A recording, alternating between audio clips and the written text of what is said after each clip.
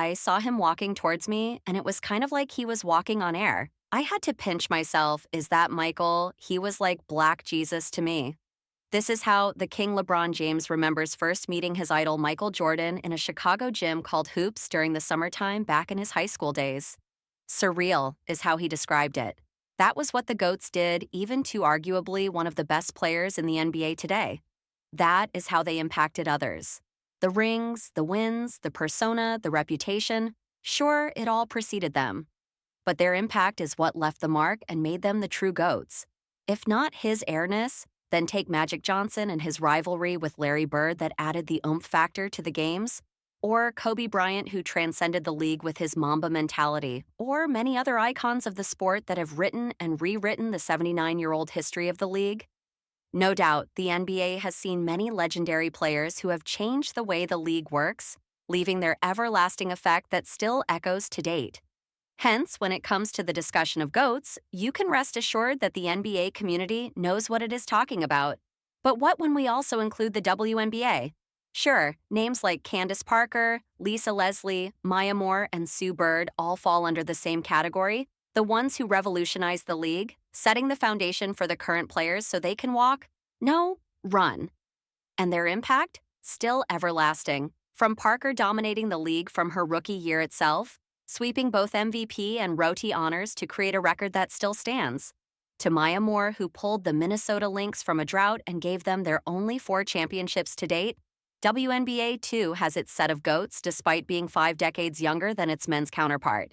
Another name that most will count in this list without fail is the 6x Olympic gold medalist, 3x WNBA champion, the league's all-time leading scorer, and the White Mamba with a 20-year legacy in the WNBA. Diana Taurasi, who only played with one mindset. I never wanted to be, or talked about, or worked every single day to be the best player in the world. I just tried to be the best basketball player that day. And that's how she became the GOAT. Their mindset, their work ethic, and of course, their titles are what set these players apart. But what if a new name comes into the conversation? Of course, I am talking about the Iowa sensation Caitlin-Clark. True, she has moved the needle to rush the sport that was moving at a slow and steady pace to make it the next big thing in the nation. Sure, she has impacted young athletes, boys and girls alike, around the world to follow their hearts and keep their confidence. And yes, she has records standing beside her name to prove the talent she's got. In fact, Dawn Staley, the South Carolina Gamecocks coach, also reversed her stance of, but it's always, did you win a championship? Despite winning over the iconic number 22, as she announced after the 2024 NCAA championship, Caitlin-Clark, if you're out there, you are one of the GOATs of our game, and we appreciate you. But is it just too early to call her the GOAT of the WNBA? And the hot take, is she already? Rashad has been a Clark supporter through and through. However, this time, he seemingly also threw some shade on the freshly retired Phoenix Mercury legend Taurasi, who, even as a WNBA player, was largely considered the greatest of all time. However, he did not name names.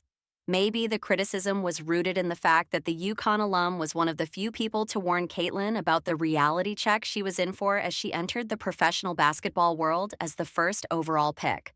But it can also point to other GOATs who had similar stances towards Caitlin's success. Interestingly, he also targeted the NBA, a league that is still debating who is the true GOAT, Jordan or Bron. Through his perspective, meanwhile, the Indiana Fever guard is repeating the Caitlin-Clark effect she had in her rookie season. On that note, McCants also tweeted his views later on the reigning league Roti selling out tickets to the 2025 exhibition game against Brazil. His note? Like I said, the face of the NBA.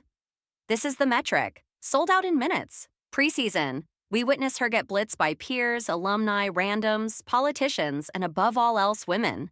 She never ran from the challenge, accepted it, and rose above it. GOAT. He had reposted a tweet by NBA Central that reported the number 22 selling the tickets in under 40 minutes and costing more than any NBA game this season at 7:15 hours. The question remains, is this impact enough to call her the GOAT already? Caitlin-Clark is easily one of the most sensational players to hit women's basketball in years. From her historic numbers in college at Iowa, breaking over 46 records and becoming the NCAA's all-time leading scorer in men's and women's DI, to her incredible rookie season with the Indiana Fever, she's already making history. But the GOAT, that's rich, and fans called it out quickly. While she has faced criticism before highlighted by her apparent rivalry with Angel Reese, it's difficult to say Clark was subjected to the constant pressure Taurasi and others had to endure throughout their careers.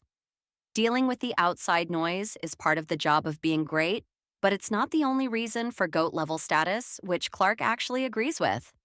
In April 2024, she told USA Today in one of the press conferences, "I don't want my legacy to be, oh, Caitlin won X amount of games or Caitlin scored X amount of points. It's, I hope, what I was able to do for the game of women's basketball. I hope it is the young boys and young girls that are inspired to play this sport or dream to do whatever they want to do in their lives." Clearly, she is not counting the trophies or the records. But again, McCants apparently pointing fingers have left fans to quibble over greatness, seemingly taking a dig at Clark's credentials. In the 2023 NCAA Championship, Reese's team beat Clark's Hawkeyes. As the game ended, Reese waved a "you can't see me" hand in front of Clark and pointed to her ring finger.